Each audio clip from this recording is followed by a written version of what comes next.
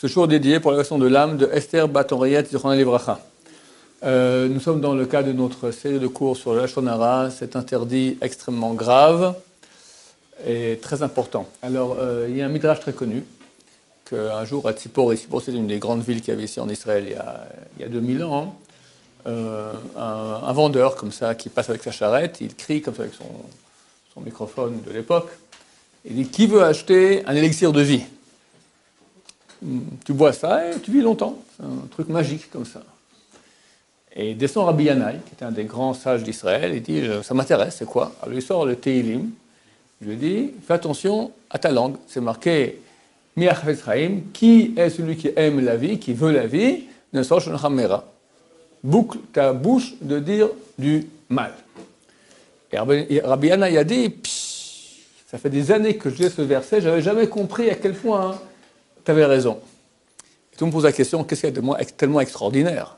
Je veux dire, bon, c'est marqué celui qui boucle il ferme sa bouche de parler mal, alors il aura de la vie.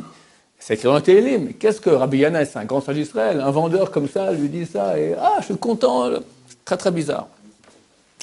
Alors, un des grands Rashi Shiva de notre génération, le Rav de notre génération, il y a 50 ans, le Rav Isser Zalman Meltzer, lui explique comme ça. Il dit que quelqu'un, on lui propose de manger du porc, une côtelette de porc. Il dit non, je ne mange pas. Bon, alors il n'a pas transgressé un interdit. Est-ce qu'il a un mérite? Il a un certain mérite. Mais ce n'est pas comme s'il a fait une mitzvah.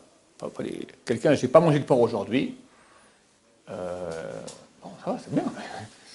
J'ai mis les tuilines, j'ai fait, j'ai fait le hétor, la mitzvah du soukha, la hétor. Bon, tu as fait une mitzvah, tu as fait quelque chose de positif. Tu as un mérite.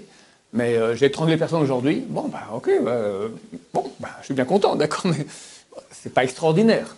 C'est ça que vient maintenant dévoiler ce vendeur. C'est que quand quelqu'un ferme sa bouche de parler à Lashon Hara, c'est un élixir de vie, ça lui rajoute de la vie. Quand quelqu'un fait un péché, ça mène de la mort. Tu fais pas le péché, ok, il n'y aura pas de mort, mais il n'y a pas plus de vie, ça reste normal. Le grand chidouche, la grande nouveauté, c'est que quand tu parles pas de mal, c'est tellement grand comme mérite, c'est comme une grande mitzvah que tu as fait qui te rajoute beaucoup de vie. Et c'est pour cela que Rabbi Yanaï était extrêmement content.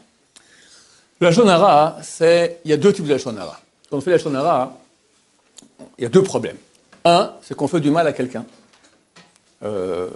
Rouven dit à Shimon que Lévi est, je ne sais pas moi, tordu, d'accord? Dorénavant, Shimon aura un regard sur Lévi un peu moins bon. Et on a provoqué donc du mal, on a lésé dans son kavod, c'est très important. Les gens, ils ont l'argent, ils ont leur voiture, dans la maison, mais ils ont leur kavod, c'est plus important que tout. D'accord? Les gens se battent des années pour avoir un statut social. Je suis quelqu'un, et quelqu'un m'a dit non, t'es rien. D'accord? Une parole comme ça. Donc ça fait beaucoup de mal. Ça, c'est le grand dommage que peut faire la Lashon Hara. Mais même si maintenant, aucun dommage ne sera fait. Par exemple, Rouven dit à Shimon que Lévi est un triple crétin, un tordu, et Shimon lui dit mais non.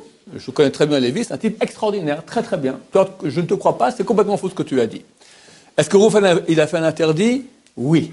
Parce que Rouven, il a un œil négatif sur Lévi et il parle. D'accord? C'est encore dans la tête, on verra, on va étudier des fois. On peut penser en bien, on peut en penser en mal. Ça dépend, il faut penser en bien d'habitude. Mais il y a des lois, des fois, où on peut penser en mal. Mais parler de cela, le fait que tu critiques quelqu'un, le fait que tu descendes quelqu'un, d'habitude c'est pour se rehausser soi-même. Soi-même déjà en soi c'est interdit, bien qu'aucun dommage ait été fait à la personne à qui on parlait. Donc après Hachem, on veut beaucoup de vie, on va boucler notre bouche et on aura beaucoup de vie. Amen, Ken Yiratzon.